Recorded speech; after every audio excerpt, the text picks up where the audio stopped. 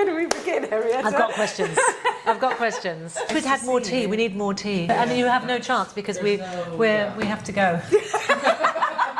I've come late, so make it quick. No chit chat. I don't give a shit about how your kids are, how the business is going. Yeah, whatever. Tea. Whose phone is it? 6 guys. We're gonna go. So like this is where it starts, okay? So we'll do the like clapboard. Sky. Henrietta. Lovely to thanks for coming in. It's a as pleasure. my first rare person. Can you tell me just a tiny bit, like, well, what you do and what your company is? So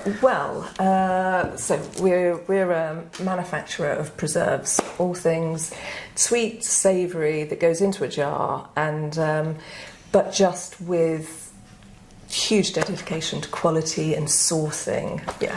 And when did you begin? We began in 2001. Wow. Really like a little kitchen sink project. I was sharing a flat with my brothers and Kai, and making during the week, selling at farmers markets at the weekend, and and it's just grown slowly. And where are you based now?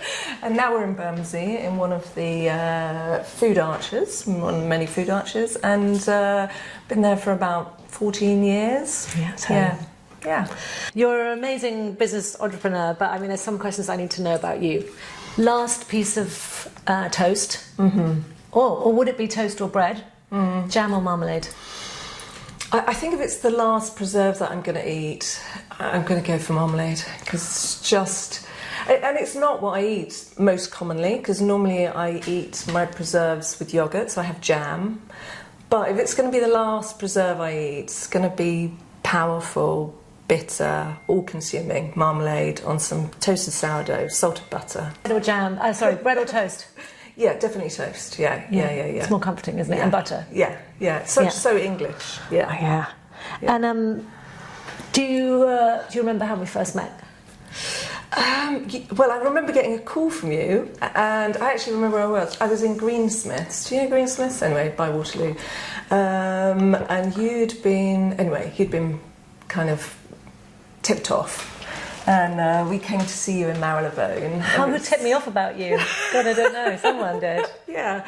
And I remember being quite nervous because I thought you were terribly glamorous, and spilling jam on your tablecloth. Yeah, when the tablecloth's always got, like, I'm so messy. It's tea stains. I need more tea, actually. Yeah, please, go ahead. So this is Malawi antlers with Malawi silver tip. A beautiful little blend. So if you had to choose, I know people ask me, like, what's your favourite tea? And it changes all the time. Yeah. What is your favourite jam or marmalade or preserve right now? Yeah, so entirely seasonal and entirely what am I doing with it? It's very important. So, like I was one of those slightly alternative families that from the 70s was brought up on peanut butter, which was unusual at the time. And but so as far as I'm concerned, the only thing that you eat with peanut butter is blackberry jam. That just works really well. But then because of the season, I think we're in the, I heard something on the radio this morning, anyway, we're not in autumn, but we're in the autumnal something or other. Damsons. The intensity, fruit with sourness, it just complements you. It's almost like you're making a preserve of, blood oranges, sweet, sour, that intensity. Yeah, it's like a cocktail. Yes, exactly. Yeah. And how would you go about sourcing your damsons or any of your fruits or things for your preserves? Yeah. So some of our relationships we started on those very early farmers markets, and we're still getting stuff from them now.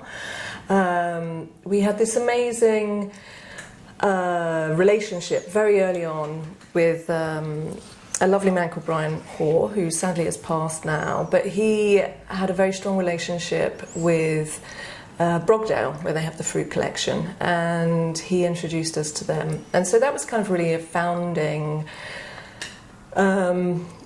part of our strategy approach to how we do sourcing. So we were looking for particular varieties, location, so these what is things. Brogdale?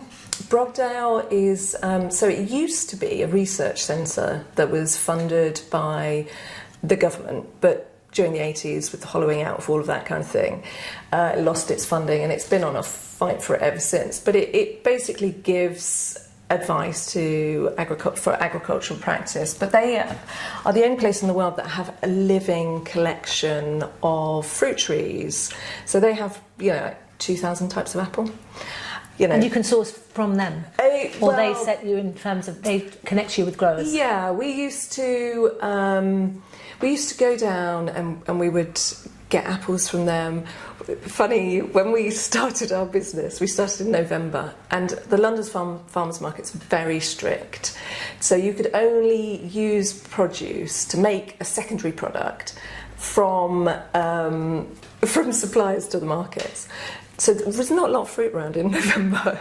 So we had this stall which had basically 14 different types of apple and pear jam with, with nutmeg, with aniseed, with... Anyway, and piccalilli, yeah. But, it took off, yeah. And do you still use almost all English fruits? Yeah, pretty much. We're very dedicated to, and it's disappearing from my countryside. I just can't tell you how bereft I am. Top fruit orchards are, it's like Armageddon for them. There are hardly any compared to what they used to be. And supermarkets say whatever, but it's all an excuse, really. And what is the excuse for what? Well, they just say that the farmers, they will cite climate change. They will cite that that there isn't a reliable crop. But they just have to try a bit harder. Frankly, they're not the farmer. No, the supermarket. Yeah, it's the I think it's the routes to market, what they're willing to take. So the farms are going bust because the supermarkets or there aren't the routes to market. Yeah, not necessarily going bust, but it's just that they won't. So you think of grading, whereas when in the 70s, where all of the apples went to a local market and then to a greengrocer, because of grading, they may only take 30 to 40% of the crop, which makes it an inefficient crop. So they just know, financially that they could get a better price for growing something else. Once you've cut an orchard down, it doesn't come back quickly, So there's less varieties to choose from. Yeah. People are just growing safer crops. Yeah. And when you think about the apples that are out there, it's just mind-blowing. There are apples that taste of aniseed. Yeah. There are a Pitmaster's pineapple, beautiful little apple, tastes of pineapples. Who would not want to eat that? But they don't look so pretty. They have to be stored for a long time. They have to be able to put up with a bit of rough and tumble. So yeah, all of these, but also I think there's an element of laziness. It's easy. Yeah. I in another life, I made videos for The Guardian, and I made a video about Julian Temperley and his orchards down in Somerset at Glastonbury. Oh, lovely. He makes all the cider for Glastonbury and the festivals, but he also makes these beautiful brandies and stuff, and he's got a huge collection of ancient apples. I wonder if he ever... Yeah. Oh, I'll have to go and visit. He's also a really lovely man. Oh, so there aren't the same fruits, but you are where you can find them. Yeah, you're supporting those farmers who still produce. And our farmer for soft fruit, actually, very interesting guy, kind of relatively small farm. He actually inherited a top fruit farm, which he grubbed up because there wasn't the profit in it. But he's focused, and there aren't many people like this in the UK, on supplying to processors. So like us, producers, and he grows a variety of all the soft fruits and then picks them peak freshness and freezes them, and then you can have access to them all year round, which actually kind of creates a consistent quality that just doesn't exist anywhere else. That's amazing. So also you don't grade it for your... No, it doesn't matter what size it is. Yeah. It doesn't matter if the apple is a wonky shape or... No. Yeah. All the texture, because that's what Julian said about cider apples. You want all these different flavours, but you don't have to worry about texture, whereas eating apples, people like a particular kind of... Yeah, but I mean, what people eat is apples now. They've just got no idea about what you can have when it comes to texture, like the density, the crunch, the crunch, and then the like whoosh of juice that you can get from some apples. Just amazing. Yeah. Wow. So you started your company. How many? 25 years ago. 25 years ago. Yeah, 24 years. 24 years ago. You've seen a change in some of the fruits are not available, but you still managed to find these amazing farmers and produce beautiful preserves. Yes, yeah. What has changed over the years, apart from the fruit, in your business?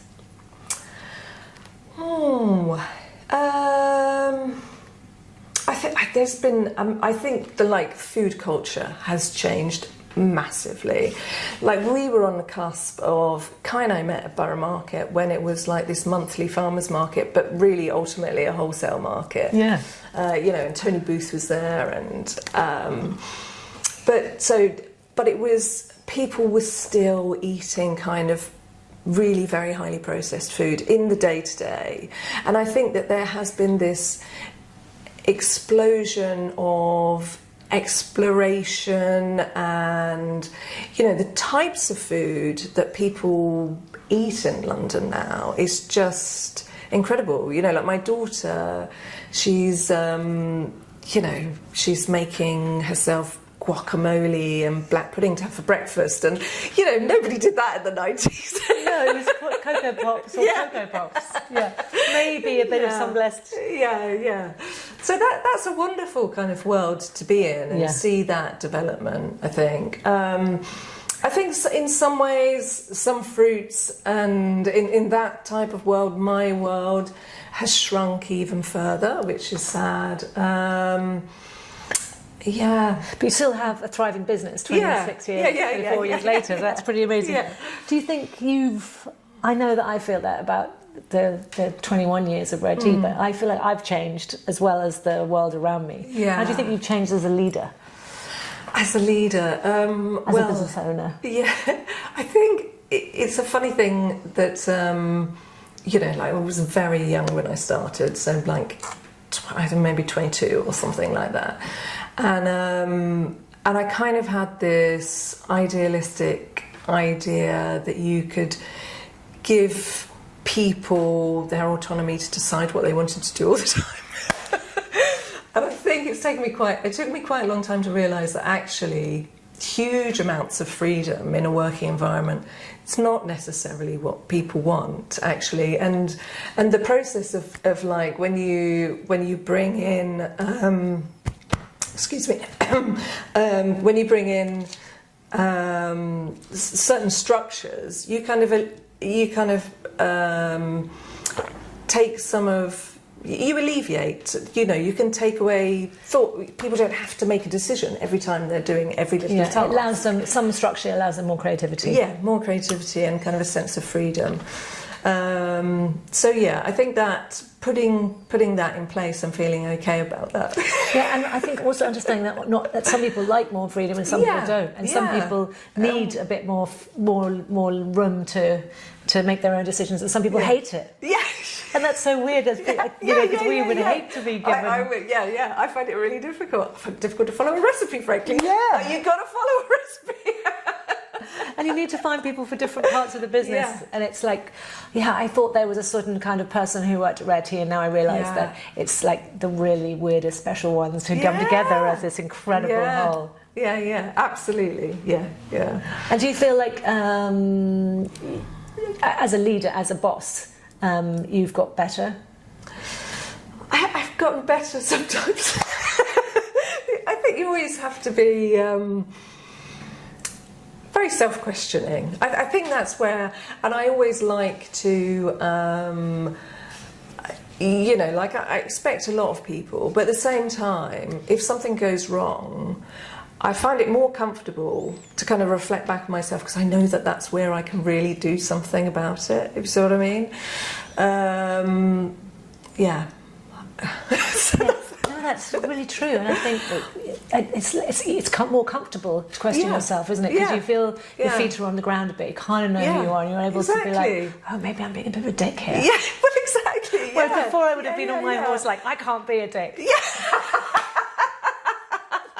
I'm a dick, yeah. Also, I'm less judgmental. I realise that people do things wrong. Yeah. But that doesn't mean that doesn't mean they're bad if they do a bad thing. No. Or if, you know, we all do stupid things sometimes. That doesn't make us stupid. Or unkind things doesn't make us unkind. We're just doing an unkind action. Exactly, yeah. Yeah. So, I'm less likely to cancel somebody now. Like, the whole cancel culture weirds me out, because I'm like, well, we don't know all the circumstances. No, exactly. There's duality, and do we not believe in rehabilitation? And, you know, and who hasn't said something stupid?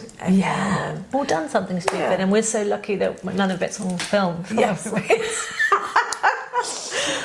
You know, I know that you use beautiful fruits and you choose them carefully. It's one of the reasons I love working with you. You know, I know that you care about your suppliers and you work with them. So that's something I really want people to know about what you do. But what other things about England Preserves as your business would you like people to know that they just wish they knew this? Yeah, God, lots of things. I mean, I don't know, where would I begin? But I think the ingredients. Yeah, that's a good place to start. What's in one of your preserves? Well, so the main difference about our preserves is that it's partly methodology and it's partly ingredients. So things stood still for a very, very long time, which is, you know, things do that within industries, especially when you've kind of developed factories worth of equipment and things like that. But when you lower the sugar in a product, you emancipate flavour, you know, and most preserves, because, you know, so like a jar with a cap, that creates a hermetic seal, but really that hasn't been around for that long. You know, like 100 years is not very long in terms of making preserves, because people have been making preserves since, you know, ancient Greece or whatever. Yeah. So they had to have more stability. So the way it gets stability is pretty much 63% sugar, captures all of the active water, and it's stable. So it can't go mouldy. It's not going to ferment. But we have hermetically sealed jars now, so we don't have to do that. So we wanted to bring the sugar down, emancipate the flavour, and that, you know, it's a profoundly different product. So how much sugar would be in typical? About 40%. Marmalade's a bit different because you've got the real bitterness of the marmalade, and you need to balance that. But in a strawberry jam? So ours is about 40% sugar and 60% fruit. And a commercial one? 63% sugar. That, you know, at the lowest, really. I mean, I know that there's a jam from a very famous French company that also makes tea, and there's no fruit in their jam. Yeah. It's not even called, it's called a gelée or something. And it's all flavourings and sugar and pectin. Yeah. I mean, that's an extraordinarily awful example of the preserve world. That's one extreme. It's really expensive. Yeah, really expensive. For some flavourings. Yeah, it's a lot of marketing in there. But, you know, that's... So, what else is in a normal jam? So, in your jam, in your strawberry jam, say, there's sugar, 63% fruit, or 60% fruit? Yeah, some lemon juice and some pectin. And we have to put some pectin in there because otherwise you're just going to have something that's very, very runny. Yeah. And, you know, and it has to be functional to a certain extent. And what's in a commercial strawberry jam? I mean, not necessarily very different things, but so ours is only taken to 94 degrees, which means you retain some kind of fresher texture, colour, you have all of these intense aromatics. And in a commercial jam, they all tend to be boiled, which really kind of destroys all texture, anything remotely aromatics is gone. It's why we don't boil tea. You want to keep all those aromatics. Exactly. The plum, a plum jam and a strawberry jam, kind of hard to tell the difference. Whereas you open our jam, you smell it. I think the thing about all of that, once you get somebody to taste it, they know that. But it's what people don't understand, chefs don't understand this, nobody understands this. It's like how difficult it is to do. It's a very, very vulnerable product, and the intensity that it takes of focus within the kitchen to get it all right you might have 10 minutes to make your decisions before you start to pot. Is it too hot? Is it too cool? Have we got the right suspension? All of that stuff. We've got a chef that works for us now, and he kind of, when he started, he was like, to be honest, I kind of thought this was going to be easy. Yeah, it was like, boring. It's just a recipe. I just follow the recipe. It's like, this is the most intense environment I've ever worked in. A chef? Yeah. Wow. Yeah. So, and then there's the machines. And I never, this is actually something that's changed about me. I never thought I was going to be a machine person. I kind of did come to it from that kind of slightly bucolic, romantic, kind of, making jam. But I really love the machines, actually, and I have a real capacity to put all emotion aside and become one with the machine. So, I kind of like that. That is amazing. I know my husband's a baker, and he feels the same way. It's like, there's this romantic idea of stone milling, but it's a terrible way of making flour. There's amazing machines and incredible millers that can do it super precisely. But you just got to let go of these kind of romantic notions, and technology can be an amazing thing. Yeah. She says with her pen and her book. I also have a phone. I know, exactly. Well, both those things. I mean, it's nice to be both analog and technology. No, exactly. The two worlds can come together and, complement each other. Yeah.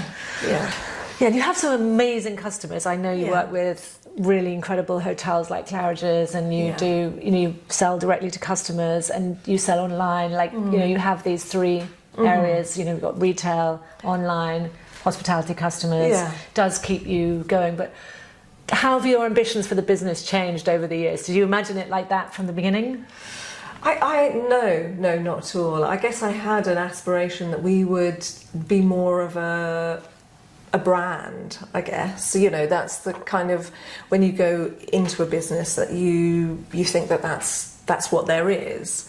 I think food service has really been a revelation, and it's wonderful when a chef recognises the difference and decides, we need to distinguish ourselves, and this is how we're going to do it. It's very nice, actually. Some chefs will tell us, that some of the most contentious discussions they have are about those like little servings of jam that, but I think it's a very emotional product.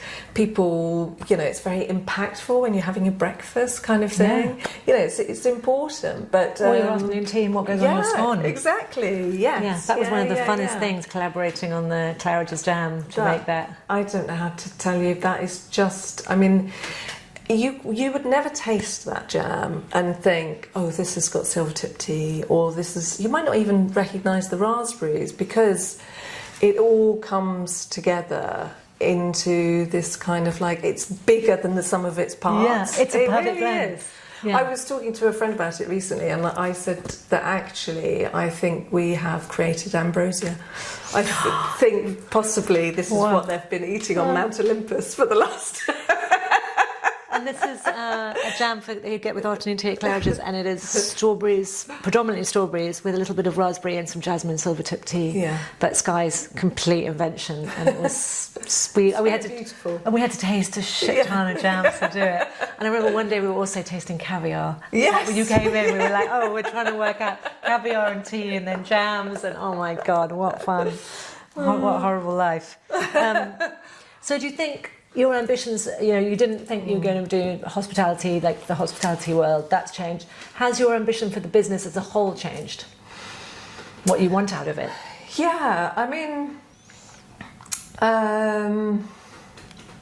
undoubtedly. We've gone through lots of transitions, actually. You know, there have been times where we've looked at integrating growing of our own fruit, moving out of London, you know, and I think over the years we've really kind of hunkered down and realised that as much as it feels like an oxymoron in a way, but actually London is our home very much. And doing manufacturing in London is pretty eccentric. I imagine there's a big pressure to move out to a cheaper location. Exactly, it is. For now, it's very much we want to stay. We're trying to stay. But also what's really nice about that, with all of our, you know, we have all these food service customers that are in the centre of London, and it allows us a huge amount of flexibility, because you can have something, you know, on a pedal me bike, you know, potentially within hours, you know, and it doesn't take a lot to do that, because we're just there and they're over there, kind of thing, which is nice. And you can meet with them and develop special recipes. And do you think, I don't know, how many people do you have? I don't even know that. Well, no, we're a very tight team of 5. Wow, you do all that with 5 people, one of which is your partner. Yeah. That's insane. Wow. And so you've got this incredible company that is like supplying some of the best place in the world with 5 people, with huge manufacturing. Mm-hmm. Well, I mean, not huge, but with like real manufacturing. Yeah. Do you see that? And if you were taking it forward into, say, 50 years, where would you imagine England Preserves would be? Yeah, well, I mean, 50 years, I'm going to be knocking on. Just getting started. I doubt I'm going to be in that kitchen anymore. But yeah, it would be really nice. You know, I mean, I'm not going to get obsessed with that it's going to go on forever.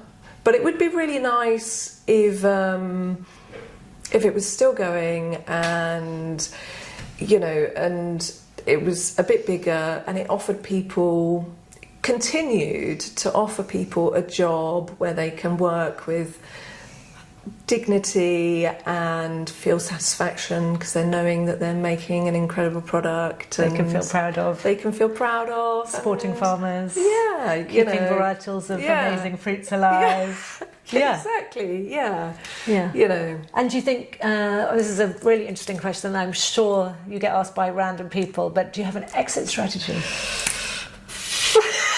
Or would you continue going until you retire, even? Yeah, I mean, at the moment, that feels like a very, very long way away, I guess. And but it is something that we, you know, in practical terms, you have to start to contemplate, don't you? And whether or not we could. I mean, we have great people that work for us, but it's not discussions that we've had whether people would want to kind of take on directorships and kind of make it their own a bit. Potentially yes, you know, If someone came along, if one of the big guys came along and offered you a shit ton of cash. Was it a please, or like, no, I couldn't because it would, let's change, what would you do? I don't think anybody's going to do that.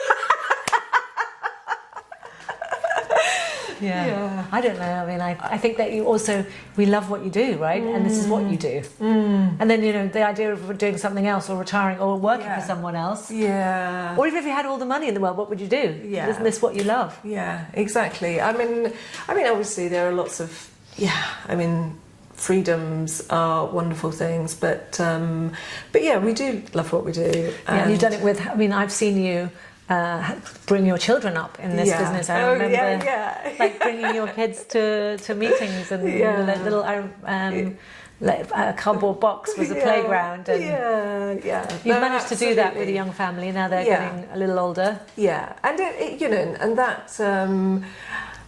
that has its own it's difficult. It's really difficult, actually, and nobody should and maybe that's why at times it's felt like the business stands still, but at the same time we decided to take turns and kind of be there for the kids, and that's a you know, that's an amazing thing to be able to do. Grown a family and a business. Yeah, you know, that's like a privilege, yeah. And there is a sense that you have to be moving forward, but actually when you have something that works very well, why do you need to? Yeah. It's not standing still, it's functioning, it's working, it's employing people, making beautiful things. Yeah, and, you know, and it is what it is. And it kind of like, but how do you measure value? You know, where is the value? That's what I was going to ask you next. What would you say was success? How do you measure success? Well, exactly. I mean, I think...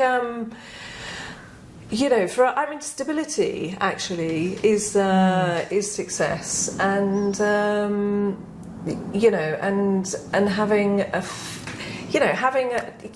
life where people are employed and they feel satisfied and dignified, and knowing that we're not in a place where we're imposing stress on our family, and you know, these are all successes, aren't they? Yeah, I mean, really. It's not a number on a balance sheet, is it? No. But you wouldn't get into what we've done if that's really what was important to you, yeah. No, I think some people think, especially because of programmes on television about business, I think they think that the reason to make a business is to sell it. Yes. And that it's to make it profitable enough to sell. And that the idea of building a long-term brand that might go on into the future and that other people might take over after you is sort of an anathema. Yeah. No, it's true. And I think that actually that is one of the changing things, that there has been just an inordinate amount of people that are starting all of these businesses with an expectation that they're all going to be able to sell them. And we were reading an article in the FT actually recently, and they were saying that, you know, there can't be that many businesses that can be sold and can all be a success, because the thing is that all of these businesses, once they're sold, they have to reach a certain size, and there isn't necessarily that much market share for a million small businesses to expand. And it was very interesting. I sat next to someone at dinner a few years ago, and he said, "So what's your exit strategy?" And I said, "I don't have one." He said, "That's ridiculous. You have to, because otherwise." But I said, "Well, why?" He said, "Because you need to take on money to grow, and the only way to do that is to take on investors, and they will want to realise their investment through the selling of the business." I was like, "Well, that number one, I don't need to take on investment because I could just grow naturally, as Rare Tea has done, like." From the profits of the business. So he said to me, you have to, in order to raise funds for the business, you'll have to take on investors, and then they will need to realise their investment by selling the company. And that's such a strange idea, because it used to be that people would invest in businesses to take dividends and grow and expect a company to grow into the future. And we still have this romantic idea of businesses like that, but it doesn't. There isn't investors in business who just want to take a small dividend. No. And banks laugh at you when you want to borrow money. They let you put your house on the line. Yeah. So it's really it's a very challenging environment for businesses, and the idea of selling your business is trying to the only way you can sell it is by maximising the profit, and that's usually at the expense of suppliers, staff. And also kind of like, you know, kind of streamlining it down to almost nothing in a way, you know. And we've done that to a certain extent, but not at the expense of your people. But no, and also we haven't kind of become entirely bland, which I think just often happens, basically. It has a personality. I know. I love that about your social media. It has great personality. Like for me, I wish people knew about tea bags. Like once you know all the industrial chemicals and all the bullshit and all the thing that you're infusing in your hot water, you never go back.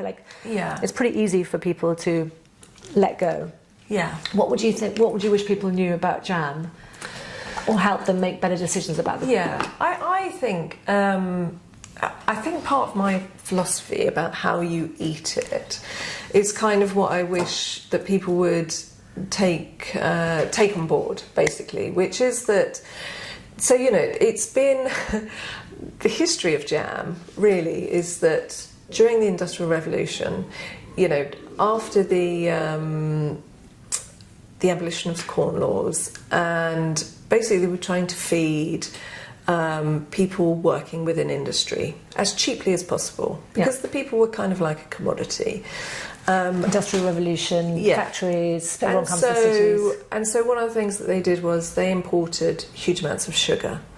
And basically people lived, and it kind of sounds romantic, but basically on bread and jam and a cup of tea, you know, really poor nutrition, and but kind of very much like that's part of your daily. That's it. That's it. There's no variety in that. Yeah. At least you're getting vitamin C in your jam. Yeah, a bit. Yeah. But it doesn't have to be like that anymore, you know. So people kind of just think of it as this commodity product that you spread on a bit of toast in the morning, and you might do it every morning or whatever. But I feel like we've moved on as a society, and we don't need to. Well, you know, I mean, obviously there are people that are not in this situation, but for a lot of us, it can be the thing that you have when you take a moment for yourself, and that's the.